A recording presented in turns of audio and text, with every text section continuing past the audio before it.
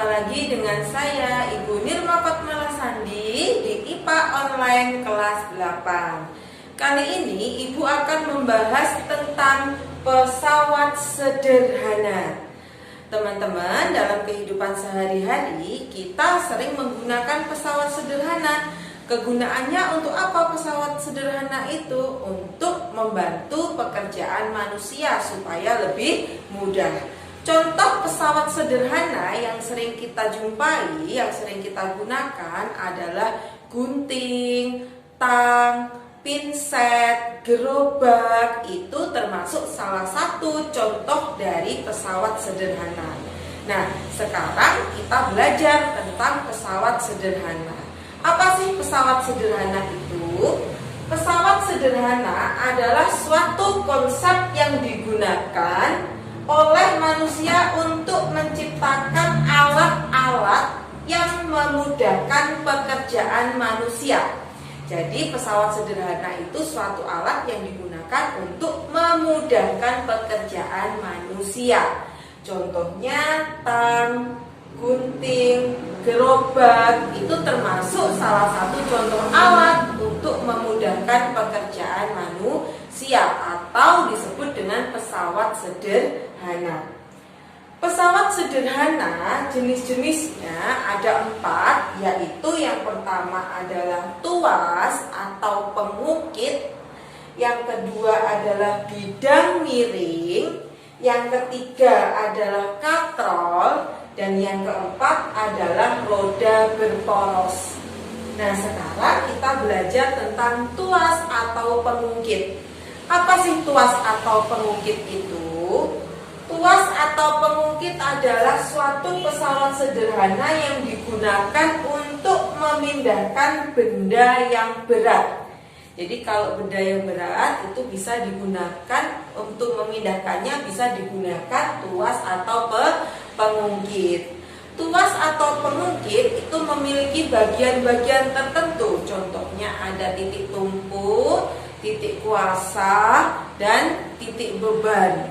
Jadi ada bagian-bagian tertentu. Contoh tuas atau pengungkit adalah gunting, gerobak, pinset, jungkat, jungkit. Itu juga termasuk salah satu contoh tuas atau pengungkit. Nah, sekarang yang kedua adalah bidang miring. Apa sih bidang miring itu? Bidang miring adalah suatu papan datar yang diletakkan miring sehingga membentuk sudut tertentu terhadap lantai. Yang sering kita jumpai kalau kita berada di toko-toko, maka ada truk barang yang mengangkut benda-benda. Untuk menurunkan benda dari truk itu ada papan yang miring yang difungsikan untuk menurunkan benda. Jadi supaya lebih mudah, karena itu digunakan papan miring atau yang disebut dengan bidang miring, ya. Kemudian yang ketiga adalah katrol. Apa sih katrol itu? Katrol adalah pesawat sederhana berupa roda yang dikelilingi rantai atau tali dan dapat bergerak bolak-balik. Jadi di sini katrol itu ada talinya, ya. Suatu pesawat sederhana yang berupa roda yang dikelilingi oleh rantai atau tali. Jadi kalau berupa katrol itu sering kita jumpai adalah ini ada talinya, sumur, ya. Sumur, kemudian apalagi penggerek tiang bendera. Kalau kita ada di sekolah setiap hari Senin upacara, dan di situ ada katrol ternyata untuk memudahkan bendera terangkat ke atas ke tiang, maka ada katrol di situ. Nah, itu namanya adalah pesawat sederhana jenis katrol. Dan yang keempat adalah pesawat sederhana roda berporos. Roda berporos adalah pesawat sederhana yang berfungsi untuk memperbesar kecepatan dan gaya. Jadi untuk memperbesar kecepatan kita menggunakan roda berporos di sini. Contohnya apa? Contohnya adalah kursi roda, sepatu roda, itu termasuk pesawat sederhana jenis roda berporos. Sepatu roda itu kan kecepatan dan gayanya juga lebih besar. Kursi roda pun juga seperti itu. Kemudian sepeda, kemudian ada mobil, itu menggunakan prinsip roda berporos.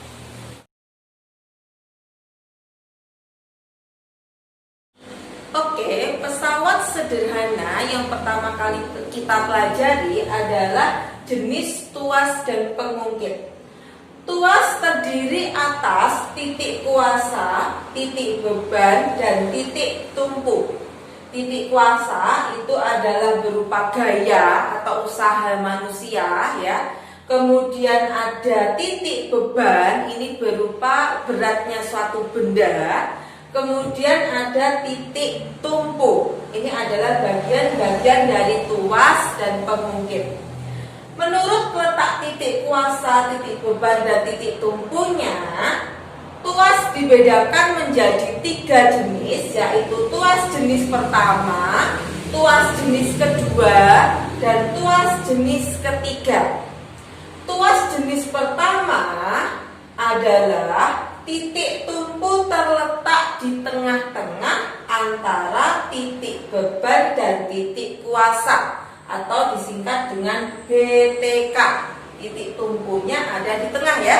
Beban, tumpu, kuasa. Beban, tumpu, kuasa itu termasuk tuas jenis pertama. Contohnya adalah gunting, linggis, tang, jungkat, jungkit, itu termasuk tuas jenis pertama. Kemudian tuas jenis kedua, yaitu titik bebannya terletak di tengah-tengah antara titik tumpu dan titik kuasa, atau disingkat dengan TBK, titik tumpu, beban, kuasa. Contohnya adalah gerobak, dorong. Kemudian ada pembuka tutup botol, itu termasuk jenis tuas kedua. Yang ketiga adalah tuas jenis ketiga, yaitu titik kuasanya terletak di tengah-tengah antara titik tumpu dan titik beban, atau disingkat dengan TKB, titik tumpu, kuasa, beban, tumpu, kuasa, beban. Contohnya adalah sekop dan pinset, itu termasuk salah satu contoh tuas jenis ketiga. Jadi teman-teman harus ingat di sini, tuas jenis pertama yang di tengah-tengahnya adalah tumpunya. Tuas jenis kedua yang ada di tengah-tengah adalah bebannya. Tuas jenis ketiga yang ada di tengah-tengah adalah kuasanya. Nah, itu harus tahu.